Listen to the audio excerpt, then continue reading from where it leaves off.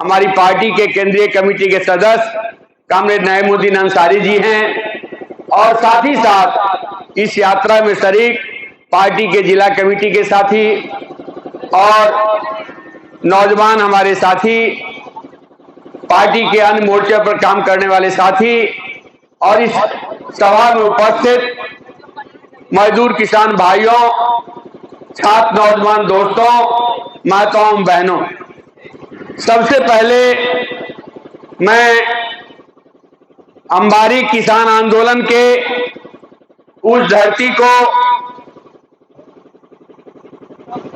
सहारानंद सरस्वती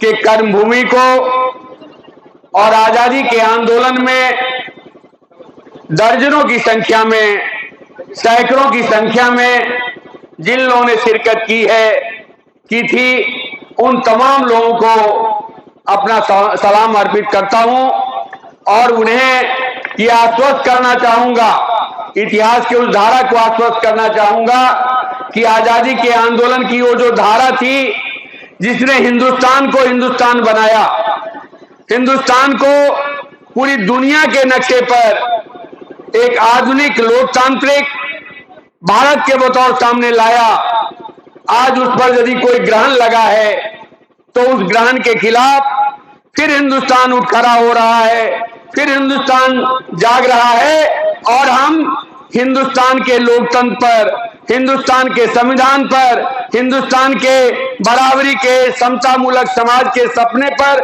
यदि से कहीं से भी कोई हमला होगा तो उस हमले का जवाब, मुंह तोड़ जवाब दिया जाएगा।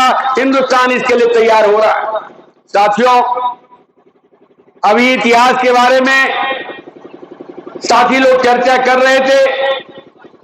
हमारे नौजवान लोगों को यह जानना चाहिए, नई पीढ़ी के लोगों को जानना चाहिए कि भारत के आजादी के आंदोलन में 30 का जो दशक था,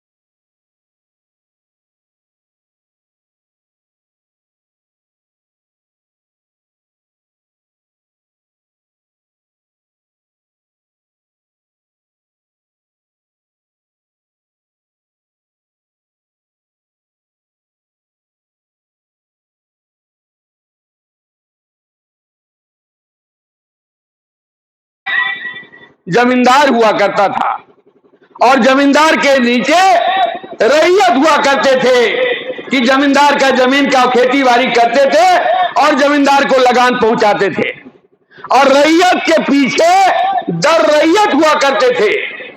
जो दर रैयत कौन हुआ? आज का जो मजदूर है, उस समय के जो मजदूर थे, भूमिहीन गरीब किसान थे, वो दर रैयत कहलाते थे। तो आजादी का आंदोलन का जब परवान चढ़ा, आजादी के आंदोलन का जो बिगुल बजा, तो संपूर्ण देश में किसान आंदोलन में एक नई ऊर्जा आई। आप सब लोग जानते हैं कि सबसे पहले गांधी जी के नेतृत्व में चंपारण में सत्याग्रह हुआ और नीलहा जमींदार जो था, अंग्रेज लोग नील्हा जमींदार जो था उसके दमन उत्पीड़न के खिलाफ किसानों का एक बड़ा आंदोलन हुआ। गांधी जी ने उस आंदोलन की अगुवाई की और उस आंदोलन लंबे समय तक वो आंदोलन चला था। उस आंदोलन की अगुवाई भी आपके यहाँ के डॉक्टर राजेंद्र प्रसाद ने गांधी जी को मदद पहुंचाई थी। आपके यहाँ के मौलाना मजहरुल हक ने गांधी जी को पटना से लेकर के चंपारण और मुजफ्फरपुर तक हर तरह से मदद दे करके उन्होंने उस आंदोलन को आगे बढ़ाया था। चंपारण के किसानों के सत्याग्रह की जब जीत होती है तो संपूर्ण देश में किसान आंदोलन की एक बाढ़ सी आ जाती है। गुजरात में सरदार वल्लभ भाई पटेल के नेतृत्व में खेरा का सत्याग्रह होता है, बारदोली का सत्याग्रह होता है। दक्षिण भारत में मोपला का विद्रोह होता है। उत्तर प्रदेश में बाबा रामचंद्र दास के नेतृत्व में बड़ा आंदोलन होता है और बिहार में 1929 में सोनपुर में किसानों का बड़ा सम्मेलन होता है। शाहजानंद सरस्वती के नेतृत्व में 1929 में बिहार प्रादेशिक किसान सभा का गठन होता है। सोनपुर में एक बड़ा सम्मेलन होता है और उस सम्मेलन से प्रस्ताव लिया जाता है कि आजादी भी हासिल करेंगे और जमींदारों को भगा करके दम लेंगे। यह लड़ाई तेज होती है और उसके बाद 1936 में शाहजानंद सरस्वती के नेतृत्व में अखिल भारतीय किसान सभा का गठन लखनऊ में होता है और वहां से प्रस्ताव पारित होता है कि जमींदारी उन्मूलन होना चाहिए, जमीन पर किसानों को मालिकाना हक मिलना चाहिए, जमींदारों का पुश्तैनी हक नहीं चलेगा। ये लड़ाई तेज होती है और तब बिहार में आग की तरह वो आंदोलन तेज होता है। दरभंगा महाराज के खिलाफ, बेतिया महाराज के खिलाफ, हथुआ महाराज के खिलाफ, टेकारी महाराज के खिलाफ, गया के महंत के खिलाफ, डुमराव राजा के खिलाफ एक जबरदस्त आंदोलन तेज होता है और हर जगह किसानों की एक बड़ी एकता सामने आती है। उस आंदोलन की अगुवाई करते हैं, उस संपूर्णता में उस आंदोलन की अगुवाई करते हैं ये शाहजानंद सरस्वती के नेतृत्व में, किसान सभा के नेतृत्व में जो आंदोलन तेज होता है तो उस दौर के जितने बड़े बुद्धिजीवी थे, बड़े साहित्यकार थे, इन तमाम लोगों ने अपने आप को किसान आंदोलन को समर्पित कर दिया। उन लोगों ने कहा कि हमारी लेखनी का कोई मतलब नहीं है, हमारी लेखनी का तब तक कोई मतलब नहीं है जब तक समाज में बराबरी का अलख नहीं पैदा होता है, बराबरी का समाज नहीं निर्मित होता है। इसलिए उस आंदोलन में प्रेमचंद से लेकर के, रामवृक्ष बेनीपुरी से लेकर के राहुल सांकृत्यायन के बारे में कहा जाता है, महापंडित राहुल सांकृत्यायन कई भाषाओं के ज्ञाता और जिंदगी भर घूमते हुए ज्ञान को अर्जित करते रहे।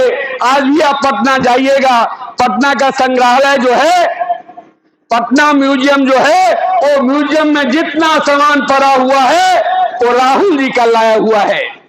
तिब्बत से, चाइना से, कहां से बुद्धिज्म को लेकर के, बुद्ध के किताबों को लेकर के, बुद्ध के मूर्तियों को लेकर के, उस जमाने के सिक्का को लेकर के वो खच्चर से चलते रहे, वो गधा पर चलते रहे और तिब्बत के कंदराओं तक पहुंच गए।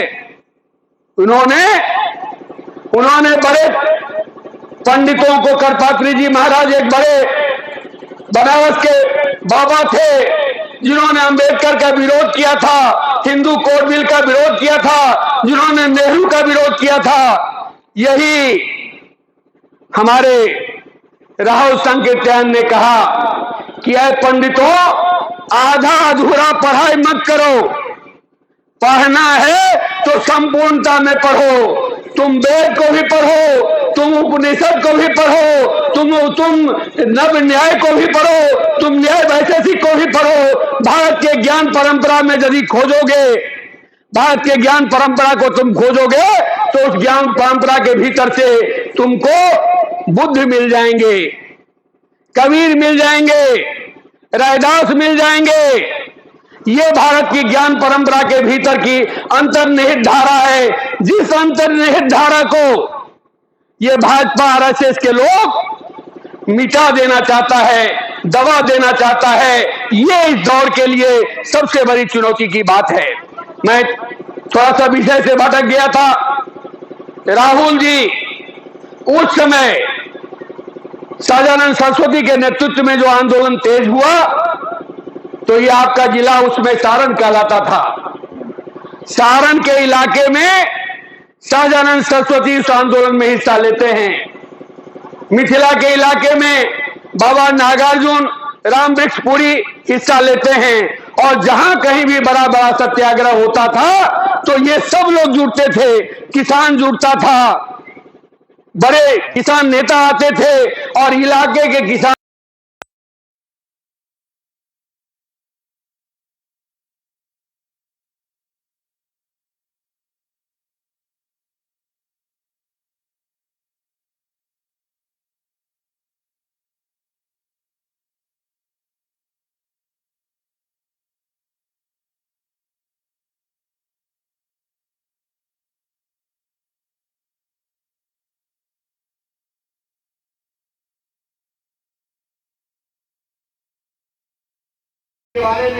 किताबों में हमने पढ़ा है, इतिहास के लेखों में पढ़ा